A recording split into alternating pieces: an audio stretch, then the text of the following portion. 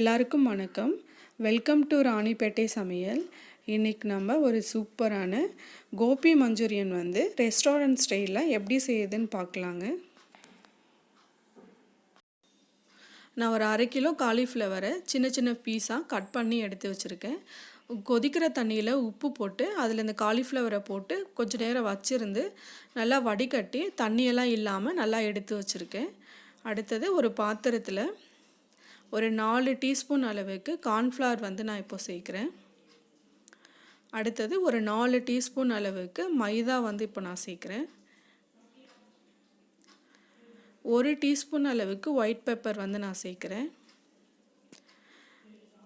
அடுத்தது இந்த காலிஃப்ளவருக்கு தேவையான அளவு சால்ட் நான் இப்போ சேர்க்குறேன். இப்போ இது எல்லாத்தையும் நல்லா மிக்ஸ் பண்ணி விட்டுட்டு கொஞ்சமாக தண்ணி சேர்த்து நல்லா மிக்ஸ் பண்ணி எடுத்துக்கலாம். நம்ம முதல்லையே கொஞ்சம் நல்லா மிக்ஸ் பண்ணி எடுத்துக்கிட்டோம்னா காலிஃப்ளவரில் ஈக்குவலாக உப்பும் மிளகும் இருக்கும். அடுத்தது நம்ம எடுத்து வச்ச காலிஃப்ளவரை இதோட சேர்த்து நல்லா மிக்ஸ் பண்ணி எடுத்துக்கலாம். இப்போ அது ரொம்ப தண்ணியாக கரைக்க வேண்டாம், ஒரு பஜ்ஜி மாவு பதத்துக்கு நல்லா கரைச்சி எடுத்துக்கிட்டோம்னா நமக்கு கரெக்டாக இருக்கும். பாருங்க, இப்போ எல்லாத்தையும் நான் நல்லா மிக்ஸ் பண்ணி முடிச்சிட்டேன். கொஞ்சம் அடியில் அந்த தண்ணி மாதிரி இருக்குது. நம்ம எடுத்து போடும்போது அதில் மிக்ஸ் பண்ணி எடுத்து போட்டோம்னா நமக்கு கரெக்டாக இருக்கும். இப்போ காலிஃப்ளவர் பொரிக்க நான் தேவையான அளவு ஆயில் காய வச்சு வச்சுருக்கேன். இப்போ அதில் நம்ம மிக்ஸ் பண்ணி வச்ச காலிஃப்ளவரை இப்போ இதில் சேர்த்துடலாம்.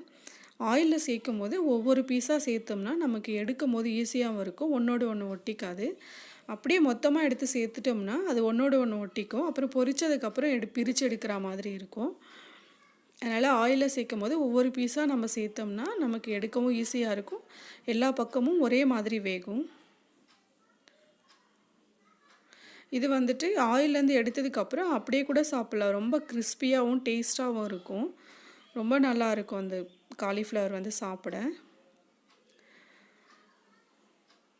இப்போது எல்லா காலிஃப்ளவரையும் சேர்த்ததுக்கப்புறம் நம்ம வேகிற வரைக்கும் வெயிட் பண்ணி பார்த்து எடுத்துக்கலாம்.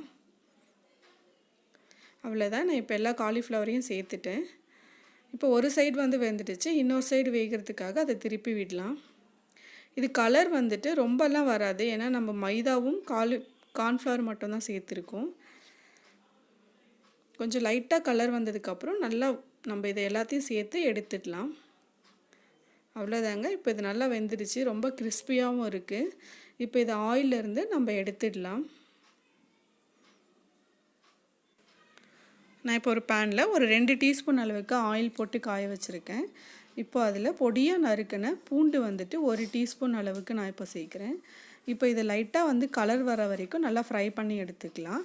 அடுத்தது வெங்காயத்தாளோட வெள்ளை பகுதியை மட்டும் நான் ஒரு 2 டீஸ்பூன் அளவுக்கு இப்போ இதோட சேர்க்குறேன்.